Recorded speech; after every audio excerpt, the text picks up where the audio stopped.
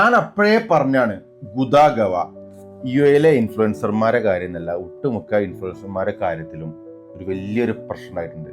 ട്രസ്റ്റാണ് പോയി. ഗൾഫ് ന്യൂസിൽ 4 ദിവസം മുമ്പ് വന്ന ന്യൂസ് ഞങ്ങൾക്ക് വായിച്ചു കേൾപ്പിക്കാം കേട്ടോ. Influencers in U A overtake telemarketers, credit card issuers as least trusted profession. അതായത് സെപ്റ്റംബർ 2 വന്ന വാർത്തയത് ദുബൈയിൽ നിന്ന്. അതായത് end of the road, look how rich we are influencers in the era of fin influencers. Fin influencers എന്ന് പറഞ്ഞാൽ നിനക്കറിയില്ലേ, നമ്മൾ ഈ ഇൻവെസ്റ്റിങ്ങിനൊക്കെ പറയുന്ന ആൾക്കാർ. അപ്പം മുമ്പത്തെ പോലല്ല. പണ്ട് എന്ന് പറഞ്ഞു കഴിഞ്ഞാൽ ഇൻഫ്ലുവൻസർ ആയിക്കഴിഞ്ഞാൽ നമ്മൾ എല്ലാവരും ചോദിക്കുമല്ലോ, നിനക്ക് എത്ര വരുമാനം കിട്ടുന്നത്. ഞാൻ എൻ്റെ 7 എപ്പിസോഡുകളിൽ ഇവോൾവിങ് ആസ് എ വ്ളോഗറിൽ ഞാൻ പറഞ്ഞില്ലേനോ, നിങ്ങളെ ജനങ്ങൾ ഒരു കാലത്ത് തിരസ്കരിക്കുന്നു. ആ അവസ്ഥയ്ക്ക് ഇപ്പോൾ കാര്യങ്ങൾ എത്തിയില്ലേ. കാരണം 2020 കൊറോണയുടെ സമയത്ത് ഡിജിറ്റൽ പ്ലാറ്റ്ഫോമിലെ വാച്ച് അവേഴ്സ് ഇൻക്രീസ് ചെയ്യുന്ന സമയത്ത് പൊന്തി വന്ന ഇൻഫ്ലുവൻസേഴ്സ് ആണ് ഈ കാണുന്ന എല്ലാവരും, ഞാനടക്കമുള്ള. നമ്മൾ അതിനെക്കുറിച്ച് പറഞ്ഞതാണ്. നേരെ മറിച്ച് അതിൽ ഒരു ചെറിയ പെർസെൻറ്റേജ് ഓഫ് ആളുകൾ സ്വയം മറന്ന് മുന്നോട്ട് വല്ലാത്ത ദൂരം പോയി. എൻ്റെ അടുത്ത് ഒരുപാട് എക്സാമ്പിൾ ഉണ്ട്. അപ്പം 2-3 എക്സാമ്പിൾ ഞാൻ നിങ്ങൾക്ക് പറഞ്ഞുതരാം. ഒരു ടിയാൻ, അദ്ദേഹത്തിന്റെ പേരെന്തായിക്കോട്ടെ, എക്സ് നിങ്ങൾ വിളിച്ചോളി. അബുദാബിയിൽ എൻ്റെ ഫ്രണ്ടിന്റെ ബ്രദറിന്റെ റെസ്റ്റോറൻ്റ് ആണ്, ചെറിയ റെസ്റ്റോറൻറ്റ്. അതിന്റെ ഇനാഗുറേഷന് വേണ്ടിയിട്ട് അദ്ദേഹത്തെ വിളിച്ചു. അപ്പൊ അദ്ദേഹം പറഞ്ഞു കഴിഞ്ഞാൽ ഒന്നുകിൽ അദ്ദേഹത്തിന് 5000 ദിറംസ് അല്ലെങ്കിൽ തത്തുല്യമായ ആ സമയത്ത് ഇറങ്ങിയ പുതിയ ഐഫോണിന്റെ ഒരു മോഡല്. സംഭവം എന്താ അറിയോ, അദ്ദേഹത്തിന് ഗിവ് അവേ കൊടുക്കണം. ഗിവ് അവേ നമ്മളും കൊടുക്കും. നമ്മളെ ചാനലിൽ നമ്മൾ അഡ്വാൻസ് ഉണ്ടാക്കിയ പൈസ കൊടുക്കുക. അപ്പോൾ അദ്ദേഹത്തിന് ഗിവ് അവേ കൊടുക്കണം. ആ ഗിവ് അവേക്ക് വേണ്ടിയിട്ട് ഫോണ് ഷോപ്പിൽ നിന്ന് കൊടുക്കണം. അപ്പൊ അതാണ് അവന്റെ പൈസ. അപ്പോൾ വരും, അവൻ വീഡിയോ ചെയ്യും, അവൻ ഒരുപാട് പറയും, ലൈക്ക് ഈ അടിപൊളി ഷോപ്പാണ് കാര്യങ്ങളൊക്കെ പറയും. ആൾക്കാർ വരും, പ്രൊമോഷൻ കിട്ടും. അവർ കൊടുത്തുട്ടോ, എൻ്റെ ഫ്രണ്ട് ബ്രദർ കൊടുത്തു. അത് വെച്ചിട്ട് അദ്ദേഹം അടുത്ത ആഴ്ച ഗിവ് അവേ കൊടുത്ത് അദ്ദേഹത്തിന്റെ സബ്സ്ക്രൈബേഴ്സിന്. നേരെ മറിച്ച് ഇത് കഴിഞ്ഞിട്ട് 2 മാസം ശേഷം ഒരു ഇന്റർവ്യൂ ഞാൻ ഇദ്ദേഹത്തിന്റെ കണ്ടു. അപ്പൊ ആ ഇന്റർവ്യൂവിൽ ഇദ്ദേഹത്തിനോട് ഒരു സ്ത്രീ ചോദിക്കുന്നുണ്ട്, ഈ പൈസ കൊടുത്തുള്ള പ്രൊമോഷൻ ഒന്നും താങ്കൾ ചെയ്യാറില്ല, താങ്കൾ പൈസ വാങ്ങാറില്ല എന്ന് കേട്ടു. അപ്പൊ എന്താണ് അങ്ങനെ ചെയ്യാത്തത്? സാധാരണ എല്ലാവരും അങ്ങനെ ചെയ്യാറുണ്ടല്ലോ. അപ്പൊ അദ്ദേഹം പറയുന്നത്, പൈസ മേടിച്ചു കഴിഞ്ഞാൽ നമുക്കൊരു ഫ്രീഡം പോവുമല്ലോ.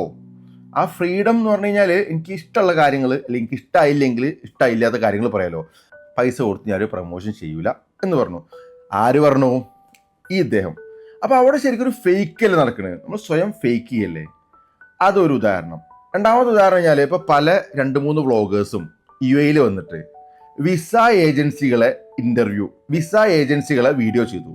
അപ്പൊ അതിൽ കറക്റ്റ് ഏജൻസി വിസ 2 വർഷത്തെ വിസ, അത് 1 ഇയർ കഴിഞ്ഞ് കഴിഞ്ഞാല് പിന്നെ ആ കമ്പനി അങ്ങ് പൂട്ടിപ്പോവാണ്. അറിയാലോ അതിന്റെ കാര്യങ്ങൾ ഒരുപാട് നിങ്ങൾ കേട്ടിട്ടുണ്ടാവും. അതായത് 2 വർഷത്തെ വിസ എടുക്കും, അത് കഴിഞ്ഞ് 1 ഇയർ ആയി കഴിഞ്ഞാൽ അവർ ആ ട്രെയിൽ ലൈസൻസ് അങ്ങ് ക്യാൻസൽ ചെയ്യും. പിന്നെ ആ ആളുകൾ വിസ ക്യാൻസൽ ചെയ്യാനും മറ്റുമായിട്ട് നല്ല രീതിയിൽ ബുദ്ധിമുട്ടുണ്ട്. അപ്പൊ ഇതിനെക്കുറിച്ച് ഞാനൊരു ചെറിയൊരു സീരീസ് ഇതിനെക്കുറിച്ച് അനുഭവമുള്ള ആൾക്കാർ, കാരണം ഇപ്പോഴും പല ആൾക്കാർക്കും അതിനെക്കുറിച്ച് പല കാര്യങ്ങളും അറിയില്ല. ഇപ്പോഴും ആൾക്കാർ അതിൽ പോയി പെടുന്നുണ്ട്. അപ്പം 2 വ്ളോഗേഴ്സ്, ഞാൻ ആരും പേര് പറഞ്ഞില്ല കേട്ടോ, അവരിവിടെ നിന്ന് അവർക്ക് ഒരു ഏജന്റ് ആണ്, അവർക്ക് മുട്ടിച്ചു കൊടുത്ത് അവര് പൈസ കൊടുത്തു. പൈസ എത്ര ആയിരിക്കും എനിക്കറിയില്ല. അപ്പോൾ വന്ന് വീഡിയോ ചെയ്തിട്ട് പറഞ്ഞു, ഈ ട്രാവൽസ് ഉണ്ടല്ലോ അടിപൊളിയായിട്ട് വിസ ചെയ്ത് കേട്ടോ എന്ന് പറഞ്ഞു. ആ വീഡിയോ കണ്ടിട്ട് ഒരുപാട് പേരവിടെ പോയി, ലക്ഷക്കണക്കിന് ആൾക്കാരെ പൈസ പോയി. അപ്പൊ ഇതിപ്പോ പോലീസ് കേസൊക്കെ നടന്നുകൊണ്ടിരിക്കുകയാണ് ഇപ്പൊ നാട്ടില്, നിങ്ങൾ കണ്ടിട്ടോ അതിൻ്റെ. അപ്പൊ അതിന്റെ ഒരു അവസ്ഥ ആലോചിച്ച് നിങ്ങള്, ഈ ഇൻഫ്ലുവൻസർ എന്ന് സ്വയം വിശേഷിപ്പിക്കുന്ന ആള് ഇദ്ദേഹമാണ് പറഞ്ഞത് നിങ്ങൾ പൊയ്ക്കോളിന്ന്, അല്ലെങ്കിൽ എനിക്കറിയാൻ വരെയെന്ന്. നമ്മൾ അറിയാത്ത ആൾക്കാരെ നമ്മൾ എന്ത് തരത്തിൽ നമ്മൾ ജഡ്ജ് ചെയ്യും?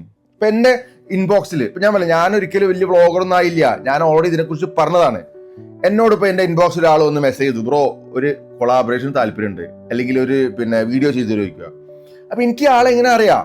ഓക്കെ, എന്റെ ചാനലിലൂടെ നിങ്ങൾ കാണുന്ന കാര്യങ്ങൾ, ഇപ്പം എന്റെ ഫ്രണ്ട് ഗാരേജിലെ വീഡിയോസ് കാണാറുണ്ട്, അല്ലെങ്കിൽ ഞാൻ എന്റെ കൂട്ടുകാരെ ബാഡ്മിന്റൺ അക്കാഡമി ചെയ്യാറുണ്ട്. അവരൊക്കെ എനിക്ക് അറിയാലോ കാലങ്ങളായിട്ട്. അവരെന്താണോ, who they are, what they are doing, I know them. അപ്പൊ എനിക്ക് ധൈര്യമായിട്ട് പറയാം നിങ്ങളോട്, ഓക്കെ ഇതാണ് ഇവര്, എനിക്ക് ഇത്ര കാലങ്ങളായിട്ട് അറിയാം. അതല്ലാണ്ട് നമ്മൾ അറിയാത്ത ആള് കാരണം ഒരു മോശം അനുഭവം കഴിഞ്ഞാൽ I will be the responsible person. ഞാനായിരിക്കും ഉത്തരം പറയേണ്ടത്, കാരണം ഞാനാ നിങ്ങളോട് പറഞ്ഞ അവിടെ പോവാന്. അതുകൊണ്ട് എല്ലാവരും എന്നല്ല, ഒരു ചെറിയൊരു പങ്ക് ആൾക്കാര് ഇപ്പോഴും അത് ചെയ്തുകൊണ്ടിരിക്കുന്നുണ്ട്. പിന്നെ പല ഇൻഫ്ലുവൻസേഴ്സ് എന്ന് വിശേഷിക്കുന്ന ആൾക്കാർ, അല്ലെങ്കിൽ കണ്ടന്റ് ക്രിയേറ്റേഴ്സ് ഇപ്പൊ റിയൽ എസ്റ്റേറ്റ് തിരിഞ്ഞിട്ടുണ്ട്. കാരണം സ്വന്തം പേജിന്റെ റീച്ച് ഉണ്ടല്ലോ, ആ റീച്ച് ഇനി റിയൽ എസ്റ്റേറ്റിലെങ്കിലും എത്തട്ടെ എന്നുള്ള ലെവലിലായിരിക്കും. അപ്പോൾ ആൾക്കാരെ ട്രസ്റ്റ് അവിടെ പോണത് ശരിക്കും ആളുകൾക്ക് ഒരു ട്രസ്റ്റ് നമ്മുടെ അടുത്തുള്ള ട്രസ്റ്റ് നമ്മൾ പോണത്. അപ്പം അതിൻ്റെ ഒരു സിമ്പിൾ എക്സാമ്പിൾ ഞാൻ പറഞ്ഞുതരാം. നമ്മൾ കുറച്ച് ആൾക്കാർ ചെയ്യുന്ന ഒരു തെറ്റ് കാരണം ഒരു ലാർജ് സ്കെയിൽ ഓഫ് ആളുകൾ അവിടെ തെറ്റിദ്ധരിക്കപ്പെടുകയാണ്. ചെറിയൊരു എക്സാമ്പിൾ പറഞ്ഞുതരാം. ഞാൻ യൂറോപ്പ് പോയിട്ടുണ്ട്, സൗത്ത് ഈസ്റ്റ് ഏഷ്യ പോയിട്ടുണ്ട്. എനിക്കിപ്പോഴും സൗത്ത് ഈസ്റ്റ് ഏഷ്യയാണ് എനിക്ക് ഏറ്റവും ഇഷ്ടം. യൂറോപ്പ് എനിക്ക് ഇഷ്ടമില്ല. എൻ്റെ റീസൺ എന്താ അറിയോ? യൂറോപ്യൻസ് നമ്മളെ ഇന്ത്യക്കാർക്ക് നല്ലൊരു സ്വീകരണമല്ല നമുക്ക് തരിക. കാരണം അവരെപ്പോഴും നമ്മൾ അവിടെ എന്താ കുടിയേറി പാർക്കാൻ പോകണ ചിന്തയിൽ നമ്മളെ കാണുള്ളൂ. ആ റീസൺ എനിക്ക് യൂറോപ്പിന് ഇഷ്ടമില്ല. അതെന്തുകൊണ്ട് അവർ ചെയ്യുന്നത് വെച്ചാൽ കുറച്ച് പറ്റ ഇന്ത്യക്കാരെങ്കിലും അവിടെ ഇമിഗ്രൻസ് ആയിട്ട് പോയിക്കൊണ്ടിരിക്കുന്നുണ്ട്.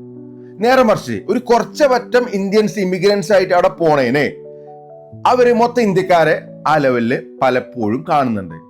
അപ്പൊ അതെനിക്ക് പേഴ്സണലായിട്ട് ഇഷ്ടമില്ല. അതുകൊണ്ട് ഞാൻ ഞാൻ ഒരു 1-2 വർഷമായിട്ട് യൂറോപ്പിലേക്ക് യാത്ര പോകാൻ ശ്രമിച്ചു. കാരണം നമുക്കൊരു ഫീൽ ഗുഡ് എല്ലാം അവിടെ നിന്ന് കിട്ടണം. നമ്മളിപ്പോൾ വലിയൊരു കുഞ്ഞു വീട്ടിൽ പോയിട്ട് നമുക്ക് നല്ല അടിപൊളി സ്വീകരണം കിട്ടിയാലോ, നമ്മൾ വലിയൊരു ആഡംബര കൊട്ടാരത്തിൽ, ഇപ്പോൾ സ്വിറ്റ്സർലാൻഡൊക്കെ നല്ല ബ്യൂട്ടിഫുൾ ആണ്, അവിടെ പോയിട്ട് നമുക്കൊരു വളരെ എമിഗ്രേഷൻ തിരിച്ചു വരുമ്പോഴൊക്കെ നമുക്ക് വളരെ മോശം സമീപനം കിട്ടിയാൽ നമുക്ക് ഏതാ ഇഷ്ടമാവുക?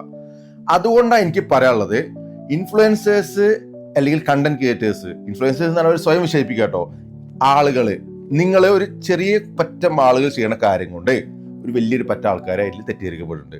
രണ്ടാമത്തെ കാര്യം, പണം ഉണ്ടാക്കുക എന്നുള്ള ചിന്ത വെച്ച് മാത്രം ഇനി അങ്ങോട്ട് ഇൻഫ്ലുവൻസേഴ്സ് അല്ലെങ്കിൽ കണ്ടന്റ് ക്രിയേറ്റേഴ്സ് ആളുകൾ വരണ്ട എന്നാണ് എൻ്റെ അഭിപ്രായം. ഇത് എൻ്റെ മാത്രം അഭിപ്രായം കേട്ടോ. ഞാൻ വരണ്ട എന്ന് പറഞ്ഞാൽ ഞാൻ മറ്റേ ആധികാരികമായിട്ട് ഒരിക്കലും പറയില്ല കേട്ടോ.